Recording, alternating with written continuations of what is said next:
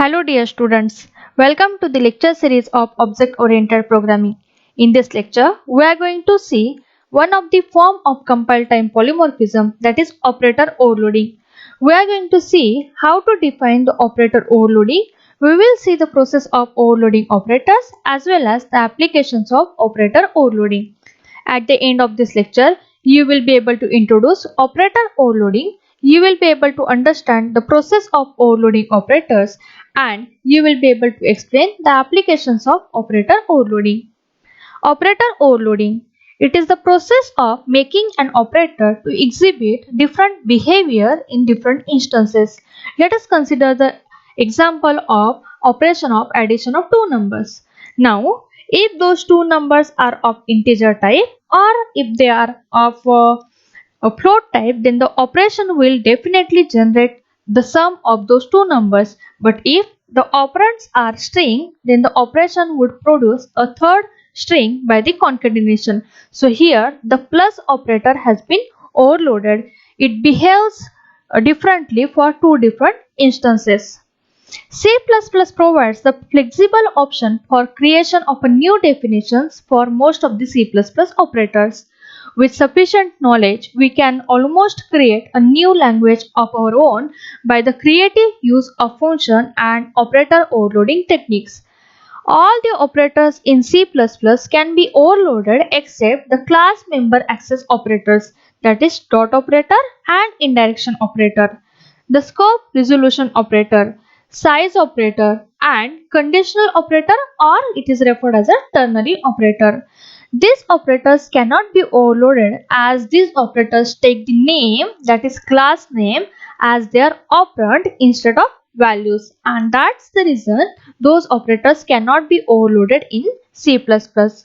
Although the semantics of operators can be extended, we cannot change its syntax as well as we cannot change its own original meaning. Let us see how to define the operator overloading. To define an additional task to an operator, we must specify what it means in relation to the class to which the operator is applied. The operator function is used to describe the task. Now let us see the syntax. Here we have the return type followed by the name of a class, followed by the scope resolution operator, followed by the operator as a keyword, followed by op, which is the function which is the operator being overloaded, followed by the argument list, and this is the function body. Now here the return type is the type of value returned by the respective function. The class name is the name of that class whose operator is going to be overloaded. Op is the operator which is going to be overloaded. Operator op is the function name and operator is the keyword over here. Operator function must be either member function, that is a non-static function, or the friend function of that class. A friend function will have only one argument for unary operators and two arguments for the binary operators. You know what are the different unary operators and binary operators. A member function has no arguments for unary operators and only one argument for the binary operators.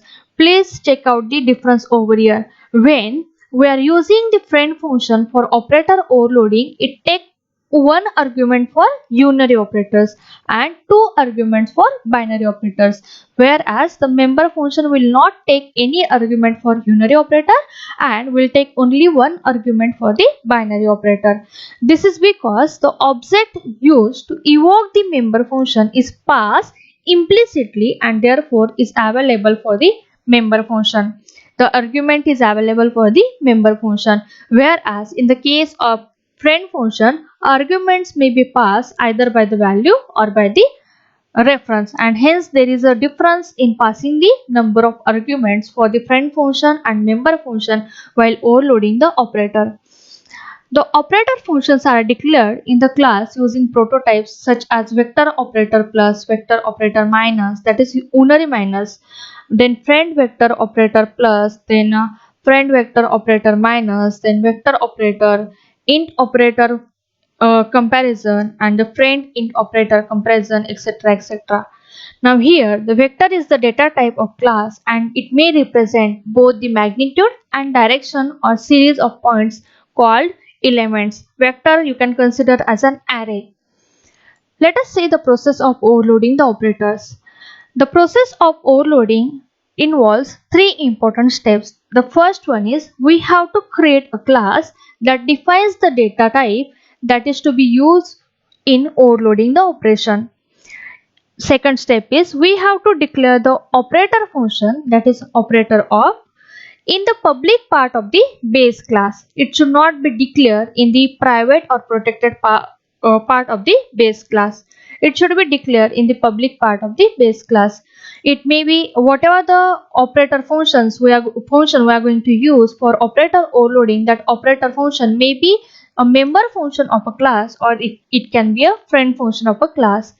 Then the third step is we have to define the operator function to implement the required operations. The overloaded operator functions can be evoked by the expressions. See, what is first step? We have to create a class that define the type, data type. Second one, we have to declare the operator function, and the third one, we have to define the operator function. After that, we have to call that operator function so that it will be executed by the compiler. Okay, so when that overloaded operator function has been evoked, it should have the following expressions, like we can have for unary operators as op y or y op. Okay, and for binary operators we may have two variables as x and y, and in between those two variables we will have our operator. Okay, and here we can have the operator before the variable, or we can have the operator after the variable for unary operators for overloading. The expression would be implemented and it is interpreted as operator of y for the friend function. Okay, and the expression x of y, that is x operator y, would be interpreted as x dot operator of y in case of member function, and operator of x comma y for the friend function. We are going to see all those syntax in detail when we will go through the example. Now let us see the applications of operator overloading.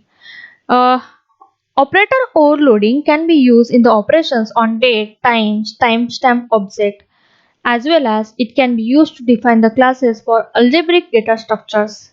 Operator overloading can be used in matrix algebra in C++ as well as in the computer graphics. Operator overloading concept can be used in the expressions and expression parsers, for example, composing the mathematical equations at runtime. So this is all about the process of operator overloading, how the operator can be overloaded, how the operator can be defined, how they are declared, how the functions are declared and defined. Okay, so I hope you have understood the basics of operator overloading.